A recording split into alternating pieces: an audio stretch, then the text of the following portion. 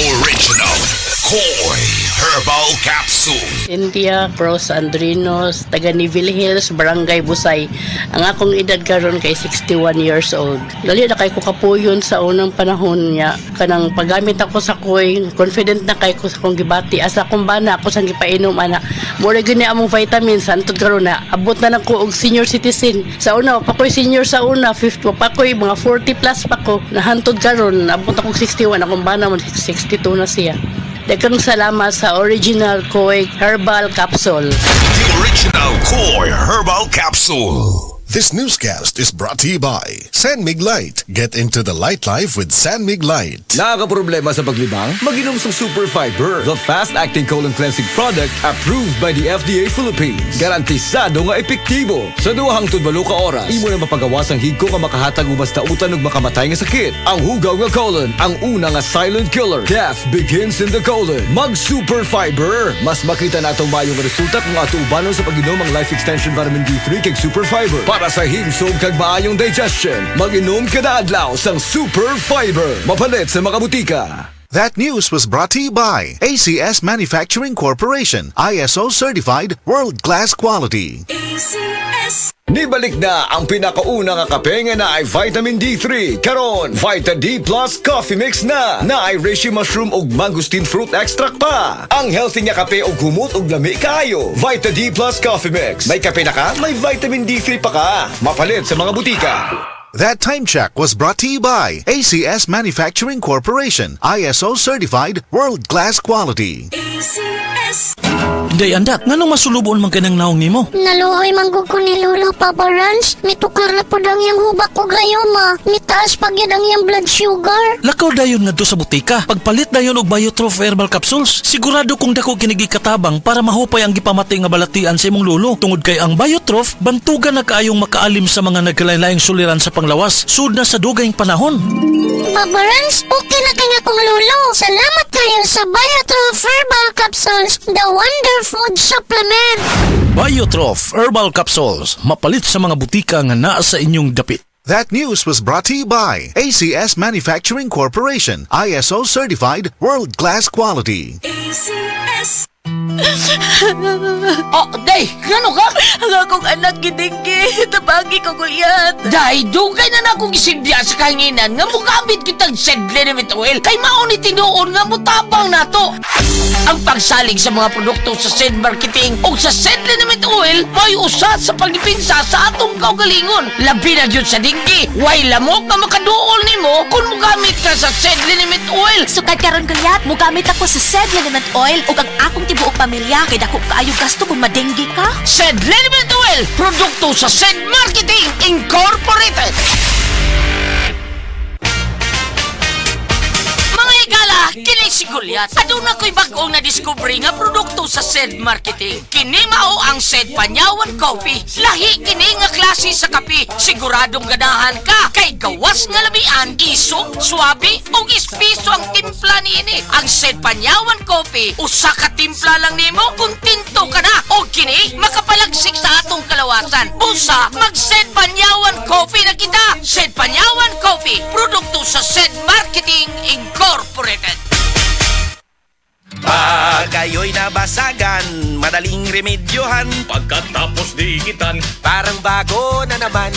Pioneer Epoxy, pandikit ng kristal, kahoy at bakal, pang-repair ng radiator, Tambucho, refrigerator, martilyo, kutsilyo, gripo, araro, gero, aparador. pampatibay ng bangka, kisame, etc.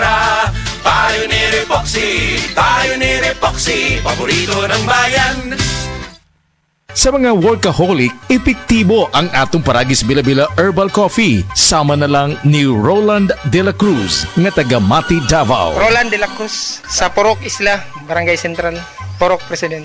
Anong ganahan man kay ka sa kape? Sa Bila-Bila Coffee, laskig ang imong lawas o mayo ang imong lihok. Basta laskig niya kondisyon, makalihok kag may sa trabaho. Kung di ka kainom, magluya na ka? Murag luya-luya, lahi ra gyud. Tungod kay nindot gyud ang Bila-Bila Coffee. Kini ginama sa GFMQ Marketing. Kaysa Paragis Bila-Bila, dili na ka mag-agwanta pa. Ako si Radyoman Benji Tanghian, kining balita hatod kanato sa Paragis Bila-Bila Herbal Capsule na ilhan isip herbal nga kapsula nga makatabang og daghang benepisyo sa kalawasan. Mao kini ang all-in-one nga herbal. Makahatag og kaayuhan sa ato ang mga selula sa lawas, makatarong sa nindot nga flow og limpyuhan ang imuhang dugo nga modagkayday sa ato ang kasing-kasing. Ug karon sa atong balita, ni pahibalo karon ang DSWD Central Visayas nga ang kapit bisig laban sa kahirapan, comprehensive and integrated delivery of social services kon kalahi SEED 7 ni susi sa kapasidad sa duha ka mga organisasyon sa Gindulman, Bohol isip kabahin sa pagpatuman sa participatory organizational capacity assessment kon pukatol sa maong nga lungsod dadi adtong nakalabayng semana. Ang maong kalihukan gipahigayon sa barangay Katungawan Sur nga naglakip sa Katungawan Sur Women's Association ug sa Katungawan Sur Irrigators Association. Nagtinguha ang puka sa pag-ila sa tukma nga mga interbensyon nga nagkinahanglan sa mga organisasyon. Ang resulta sa rollout sa puka hiusahon og ipaambit sa barangay ug sa LGU. Gitarget sa DSWD 7 kalahi SEEDS ang 22 ka mga organisasyon sa 19 ka barangay sa Gindulman, Bohol. Kadtong balita hatod kanato sa Paragis Bila-Bila Herbal Capsule. Alang sa kumplito nga kombinasyon, gamita lang ang Paragis Bila-Bila Plus Herbal Capsule. Paragis Bila-Bila Herbal Capsule na uban sa pagpangapi sa Paragis Bila-Bila Herbal Coffee ug ang pagpanghaplas sa Paragis Bila-Bila Liniment Oil. Gama sa GFMQ Marketing sa Paragis Bila-Bila dili na ka mag-agwanta pa. Sa dugang kasayuran, tawag lang sa 0935-641-0261. Ang Paragis Bila-Bila mapalit sa Diding's Pharmacy sa Manalili Street, Cebu City. Best Way Pharmacy sa Mandawi City, Healthway Pharmacy, JV Butika sa Cebu, Mandawi, Liloan o Osmeña Boulevard. Mapalit usab sa JY Pharmacy sa 32 Osmeña Building, Osmeña Boulevard, Cebu City. Ako si Radyoman Benji Tanghian, DYHP, Tatak RMN. Hala, naa si Coco Martin! Di mangguna si Coco, ma? Si Bebot Abellanosa manggod na? Oh, si Bebot na ang founder o tag-iya sa ACT? Oo, ma. Pasalamat kami ni Bebot kay gihatagan ni og tag 100,000 nga ACT Founder Scholarships alang sa tanang college courses sa ACT. Apil ang criminology, nursing, IT, engineering, education, HRM, tourism ug business. Gusto ko ang tanan makahuman og eskwela aron sila makatabang sa ilang pamilya. Asian College of Technology creates the future today.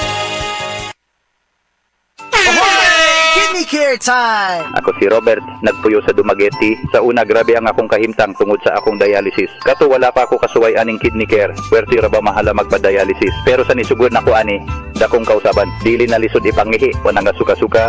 Dili na ako magluya tungod sa kidney care. Sa karon padayon ko nga nagkaayo. Nagpasalamat ko sa kidney care sa pagtabang nga mobalik ang akong maayong panglawas. Mabibili ang Kidney Care sa Mercury at sa mga malapit na suking butika. Mahalagang paalala, ang Kidney Care ay hindi gamot at hindi dapat gamitin panggamot sa anumang uri ng sakit. Ano nga ang pinakabagong iBerry Gold with 10 mg lutein? Ako si Ate Bina, hanap kayo akong pananaw. Karon nga nakainom na ko sa iBerry Gold. Arang-arang na gyud makakita na ko o maklaro na ko ang mga letra. Pwede ra ko makabasa na ko og walay eyeglass. Salamat sa iBerry Gold. Bisan tiguang na ko natabangan ko sa akong pananaw. Basta lutein, mag iBerry Gold with 10 mg lutein. Mas barato ug mas daghan ang lutein. Available in Mercury and other leading drugstores. Mahalagang paalala, ang iBerry Gold ay hindi gamot at hindi dapat gamitin panggamot sa anumang uri ng sakit. Basta sakit sa atay, magining! Ako si Lorna, 44 anyos. Ingon ang doktor nga na ako'y infeksyon sa atay. Kanilaging sige tag-inom alak og sigarilyo, unya hingaon pagyud og tambok, daghan kog gibati. Nagihilo akong panit, niburot akong tiyan, ug pirme gasuol. Dalira ko maluya, nawala akong gana sa kaon. Daghan na kaayog tambal akong nasuwayan. Puwerte pang mahala, pero wag yun epekto. Isulayan ako ang yiling. Sa pipila lang ka semana, nabati nako ang kausaban. Salamat sa yiling. Basta sakit sa atay, magining! Ang yiling mapalit sa Mercury ug mga suking butika. Mahalagang paalala, ang yiling ay hindi gamot at hindi dapat gamitin panggamot sa anumang uri ng sakit. Pagbasa sa ikasyam na kabanata ng aklat ni Juan, pinagaling ni Jesus ang isang bulag, talata 1-41. Sa paglalakad ni Jesus, nakita niya ang isang lalaking ipinanganak na bulag. Tinanong siya ng kanyang mga alagad, "Guro, sino po ang nagkasala at ipinanganak na bulag ang lalaking ito? Siya ba o ang kanyang mga magulang?" Sumagot si Jesus, "Ipinanganak siyang bulag hindi dahil sa nagkasala siya o ang kanyang mga magulang, kundi upang mahayag ang kapangyarihan ng Diyos sa pamamagitan niya. Kailangan gawin natin ang mga ipinapagawa na nagsugo sa akin habang maaga pa. Malapit na ang gabi at wala nang makakagawa pagsapit niyon. Habang ako'y nasa sanlibutan, ako ang ilaw ng sanlibutan." Pagkasabi nito, dumura si Jesus sa lupa at gumawa ng putik. Pagkatapos ipinahid niya ito sa mata ng bulag. Sinabi ni Jesus sa bulag, pumunta ka sa deposito ng tubig sa silo at maghilamos ka roon. Ang kahulugan ng salitang silo ay sinugo. Ganon nga ang ginawa ng bulag at nang magbalik siya ay nakakakita na. Nagsalita ang mga kapitbahay niya at ang mga nakakita sa kanya nung siya'y namamalimos pa. Hindi ba yan ang pulubing bulag? Sumagot ang ilan. Yan nga, sabi naman ng iba. Hindi, kamukha lang. Kaya't nagsalita pa ang dating bulag. Ako nga po yun. Paano ka nakakita? Tanong nila. Sumagot siya. Ang lalaking tinatawag na Jesus ay gumawa ng putik at ipinahid yon sa aking mga mata. Pagkatapos sinabi niya sa akin, pumunta ka sa silo at maghilamos. Pumunta nga ako doon at naghilamos at nakakita na ako. Nasaan siya? Tanong nila sa kanya. Hindi ko alam, sagot niya. Dinala ng mga tao sa mga pariseyo ang dating bulag dahil araw ng pamamahinga ng gumawa si Jesus ng putik at nang pinagaling niya ang bulag. Tinanong din siya ng mga pariseyo kung paano siya nakakita kaya't sinabi niya sa kanila, pinahiran niya ako ng putik sa aking mga mata. Ako'y pinagilamos at ngayon nakakakita na ako. Ang sabi ng ilang pariseyo, hindi maaaring mula sa Diyos ang taong yon sapagkat hindi niya ipinapangili ng araw ng pamamahinga. Ngunit sinabi naman ng iba, paano makakagawa ng ganitong mga himala ang isang makasalanan at hindi sila magkaisa? Kaya tinanong nilang muli ang dating bulag, at ikaw, ano naman ang masasabi mo tungkol sa kanya? Dahil pinagaling niya ang iyong mga mata. Isa siyang propeta, sagot niya. Ayaw maniwala ng mga Hudyo na siya'y talagang dating bulag at ipinatawag nila ang kanyang mga magulang. Anak nga ba ninyo ito? Talaga bang siya ipinanganak na bulag? Bakit nakakakita na siya ngayon? Tanong nila. Sumagot ang kanyang mga magulang. Anak nga namin siya at siya ipinanganak ng bulag. Ngunit hindi po namin alam kung bakit nakakakita na siya ngayon o kung sino ang nagpagaling sa kanya. Siya na po ang tanungin niyo. May sapat na gulang siya at nakakapagsalita na para sa kanyang sarili. Ganon nga ang sinabi ng kanyang mga magulang dahil takot sila sa mga Hudyo. Alam nilang pinagkakaisa ng mga Hudyo na itiwalag sa sinagoga ang sino mang magpahayag na si Jesus ang Kristo. Ito ang dahilan kung bakit sinabi ng kanyang mga magulang siya nasa tamang gulang na siya ang tanungin niyo. Muli nilang ipinatawag ang dating bulag at sinabi sa kanya, sa pangalan ng Diyos, magsabi ka ng totoo. Alam namin ang taong yon ay makasalanan. Sumagot siya, hindi ko po alam kung siya'y masamang tao o hindi. Isang bagay po ang alam ko. Ako'y dating bulag, subalit ngayon ay nakakakita na. Anong ginawa niya sa'yo? Paano niya pinagaling ang inyong mga mata? Tanong nila. Sumagot siya, sinabi ko na po sa inyo at ayaw naman ninyo akong paniwalaan. Bakit gusto ninyong marinig muli? Nais ba ninyong maging alagad din niya? At siya kanilang minura. Ikaw ay alagad niya, ngunit kami mga alagad ni Moises. Nalalaman naming nagsalita ang Diyos kay Moises, ngunit ang taong yon, hindi namin alam kung saan siya nanggaling. Sumagot ang lalaki. Yan nga po ang nakakapagtaka. Hindi nyo alam kung saan siya nanggaling. Gayon pa man, pinagaling niya ang aking mga mata. Alam nating hindi pinapakinggan ng Diyos ang mga makasalanan. Ngunit pinapakinggan niya ang mga tunay na sumasamba sa Kanya at sumusunod sa Kanyang kalooban. Noon pa man ay walang makapagpagaling ng mata ng taong ipinanganak na bulag. Wala pong magagawa ang taong yon kung siya hindi mula sa Diyos. Sumagot sila. Ipinanganak ang makasalanan at ngayon nais mo pa kaming turuan? At siya'y kanilang itiniwalag. Nabalitaan ni Jesus na ang lalaking pinagaling niya itiniwalag ng mga pariseyo. Kaya nang matagpuan niya ito, ay kanyang tinanong, sumasampalataya ka ba sa anak ng tao? Sumagot ang lalaki, sino po ba siya, Ginoo? Sabihin niyo po sa akin upang ako'y manalig sa kanya. Siya'y nakita mo na. Siya ang kausap mo ngayon, wika ni Jesus. Sumasampalataya po ako, Panginoon, ang sabi ng lalaki. At sinamba niya si Jesus. Sinabi pa ni Jesus, naparito ako sa mundong ito upang humatol at nang sa gayo'y makakita ang mga bulag at mabulag naman ang mga nakakakita. Narinig ito ng ilang pariseyong naroon at sila'y kanilang tinanong, ibig mo bang sabihin mga bulag kami? Sumagot si Jesus, kung kayo nga'y bulag, wala sana kayong kasalanan. Ngunit dahil sinasabi niyong nakakakita kayo, ang kasalanan ay nananatili sa inyo. Ito ang salita ng Diyos. Hi, I'm Dr. Michael Smith, a medical doctor and senior health scientist of Life Extension Foundation USA. I recommend Life Extension Vitamin D3 for everybody. This is the most practical and wise way to protect our health from diseases like cancer, heart disease, diabetes, and a lot of other health conditions. This newscast is brought to you by Magnolia Health Tea and Magnolia Fruit Drink. Pili na ng Magnolia Health Tea at Fruit Drink sa paborito mong tindahan. Magnolia, feeling good, sarap. Ang respiratory diseases usa sa nagunang hinungdan sa kamatayon dinhi sa Pilipinas. Busa siguraduha nga himsog kanunay ang imong baga aron makalikay sa mga sakit sama sa lung cancer, COPD, tuberculosis ug uban pang sakit sa baga. Uban sa saktong diet, exercise ug pahuway, pag-inom og Vitalungs capsule.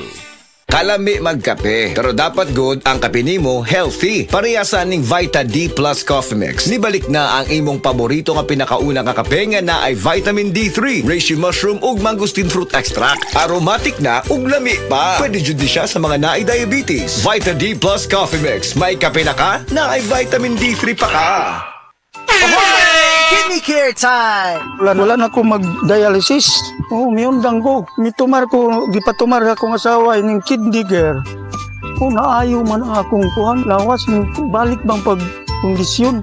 Kini ng kidney care agam og gigamit para sa ija kidney. Tapos waya na hangtod ko man duha ka tuig na kapin, waya na siya mag-dialysis. Mabibili ang kidney care sa Mercury at sa mga malapit na suking butika. Mahalagang paalala, ang kidney care ay hindi gamot at hindi dapat gamitin panggamot sa anumang uri ng sakit.